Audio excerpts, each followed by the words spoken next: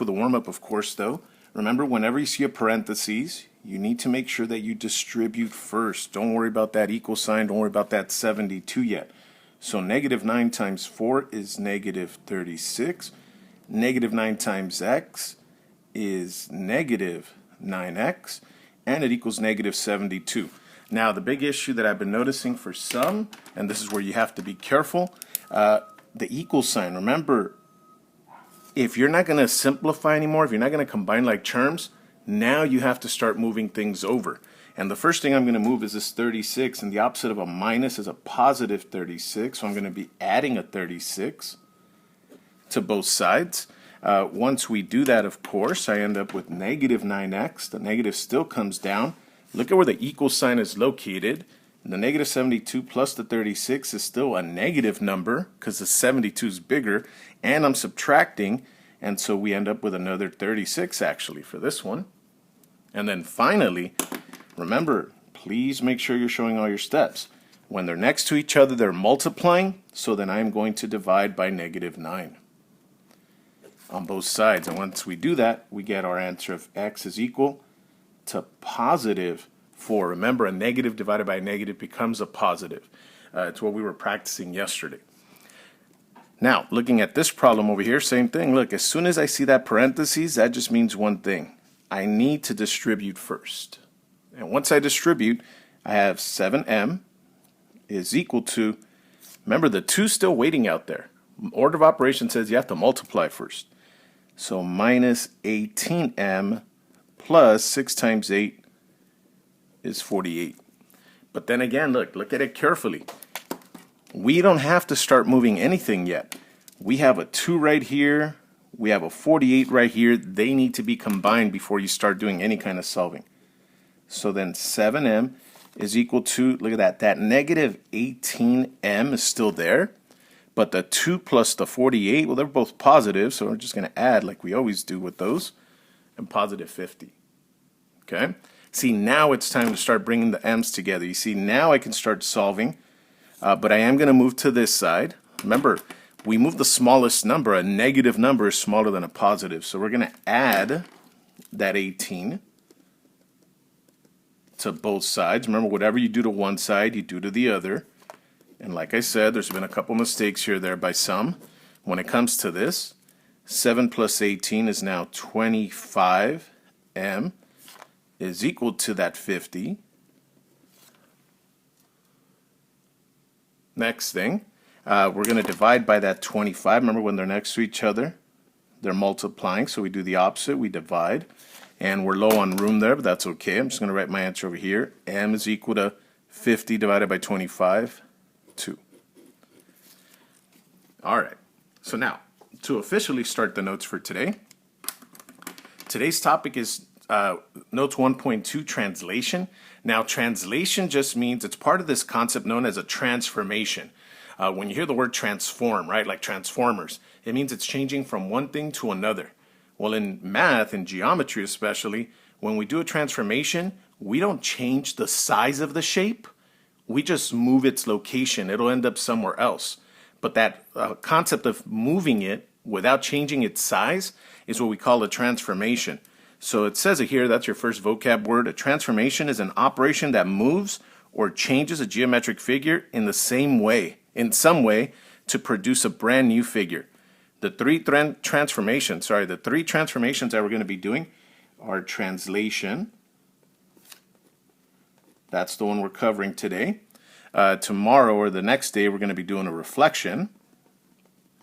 And when you think reflection, we always think of a mirror, of course, because that's when you see your reflection, right? And a rotation. And if you think about it, when you do a rotation, that means you're going to spin something. And those are the basic vocab words that we're going to be doing. So when it comes to a translation, again, the shape does not change size. All right? This is what we call rigid motion. Rigid motion means the size doesn't change. But here's an official translation, and here's the word that you need to remember when you think about a translation. All you're going to do is move. Or the word that we like to use is slide. So if I could take this little fish right here, and this is called the pre-image. Pre-image means it's the original image. And if I'm able to grab it, like if I were on a computer and drag it this way, you see the size stayed the same. All I did is move it or slide it over to the other side. And so that's what a pre-image is. The pre-image is the original. It's the original image. The image is the new one.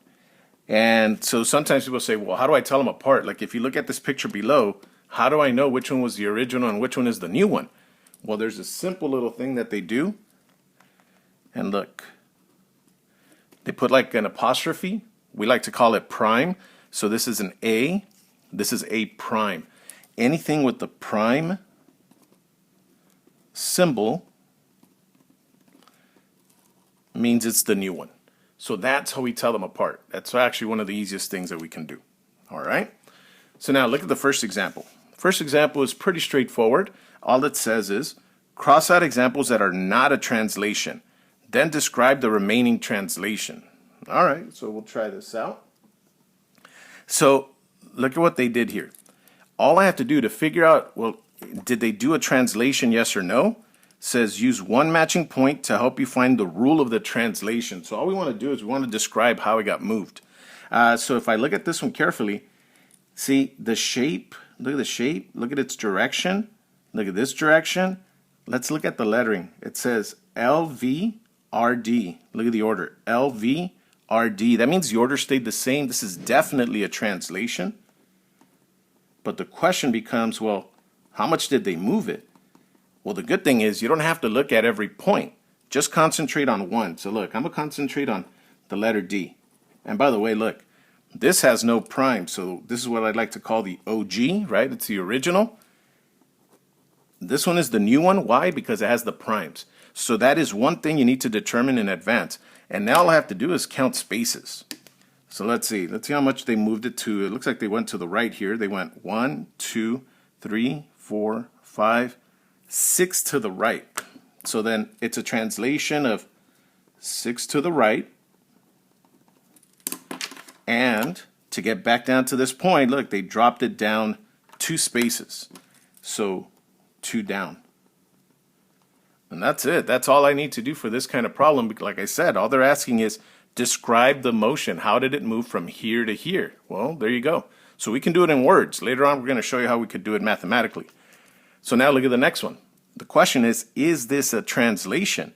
Well, look at the shape itself. Look at the order. It went QPS. I'm going this way. All right. QPS. Is the top letter the Q anymore? Not at all. Look how the Q is now at the bottom of the triangle. This is not a translation. And all we had to do is look at the order of the letters. That's usually what guides us. Okay? All right, so now let's look at this one. Yes, it's a 4-sided figure. It's a quadrilateral. And look, it looks like it's pointing down. It looks like they're in the same direction, but let's check the lettering. It says RCHS. RCHS. Same exact lettering. The order didn't change. So this is definitely a translation. But now the question is, well, how did we move it? Well, remember, all we have to do is just pick one point. Just pick one point to work with. Let's see. We could pick anything we want. I'm going to pick the R for Rodriguez, of course. And so now we need to figure out, well, which one was the original, the pre-image, and which one is the new one, the image. These are the ones that have the little prime. I know they're hard to see sometimes. But that's the new one. That means this is the OG. This is the pre-image, and that's the image. So this is the PI and the I. That's what I'm going to start calling it from now on. But now look at, we're going up in this case. So we need to figure out how much did we go up. So we went up 1, 2, 3, 4 spaces up. So 4 up. Notice how I kind of changed the order there. When you're describing it in words, you can do it however you want. And look at that, 2 to the right. So 4 up, 2 right. All right. Well, there you go. That's all they needed to do is just describe the transformation. You have a few questions like that on your assignment. All right, coming down to the end of the notes here. So now we're going to talk about, well, what's the official way of writing out a translation? And so when you do that, when you're writing out a translation, here's the thing. You're basically going to say, hey, something happened to the x's. Now remember, the x's run from left to right. So whenever you say left or right, then that just means you're going to mess with the x here. You're going to say how much you move to the right or how much you move to the left here. The y goes up and down. So that's where we need to figure out, all right, well, if the y values are always up and down, that's where we'll describe some of this that happened earlier. So if you say plus, right? If you say plus some number, we're just going to call it a because I don't know what that number is. That means I'm moving it to the right side. Remember, a plus means you're adding it, so in the positive direction. If you say minus the a, that's when you're saying that you actually went to the left. Same thing with the y. If you're going to go up, well, obviously that's a plus sign. I'm just going to put a b, we don't know what number it is. So if I go up, well, that's a plus. If we head down, well, that's the minus sign. So look, let's practice a little bit. Write the coordinate notation. So it says, I went left 3 units. Well, remember, if you go to left, that's a minus sign with the x. So it's going to be x minus 3 because we went left. It says I went up 7 units. Well, up means a plus. Look at our table here with the y's. So y plus 7. All right, look at the next one.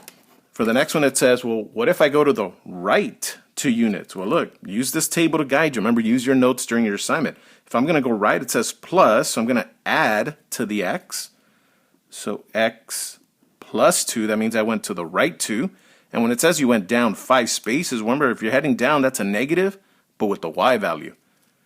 So y minus 5. All right, and to complete our notes for today, look at our last example for the day. Okay. Plot the image of H, B, Q, N after the translation of my x's, my y's. So look at my x's. I'm going to move them minus 2, and my y's are going to go plus 5. Well, look, we're going to translate that for ourselves. We're going to make that easier. So when it says x minus 2, well, look, here it is, x with a minus. Then I'm going to go left 2. Then over here it says y plus 5, all right? The plus means I'm going up.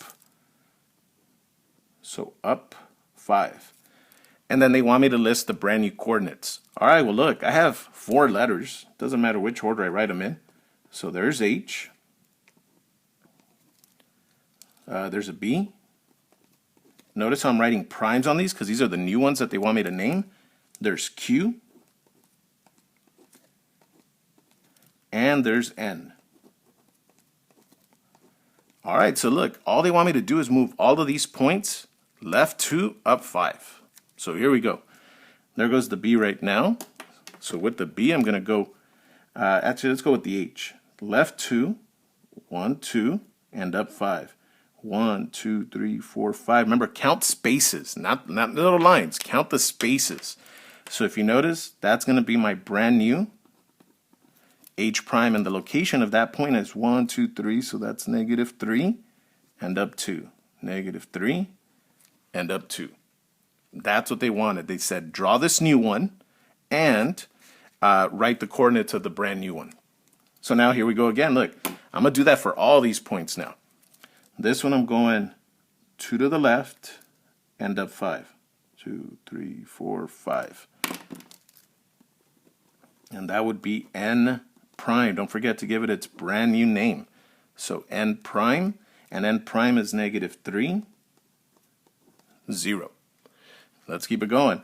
Remember, we said we're going to go over 2 and then up 5. 1, 2, 3, 4, 5. And remember, the new shape that you draw has to look like this one. See, it's starting to take shape there. And then finally, 1, 2, 1, 2, 3, 4, 5. And so look at that. It does look like the shape I had before. There it is. Look at that. The exact same shape and size. The B, I forgot to write it down, is negative 1, positive 2, because it went up 2.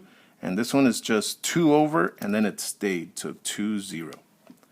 All right, so ladies and gentlemen, again, this is the stuff you have to kind of be careful with. Just do your counts carefully. Make sure you're counting spaces. not the lines. Have a good day.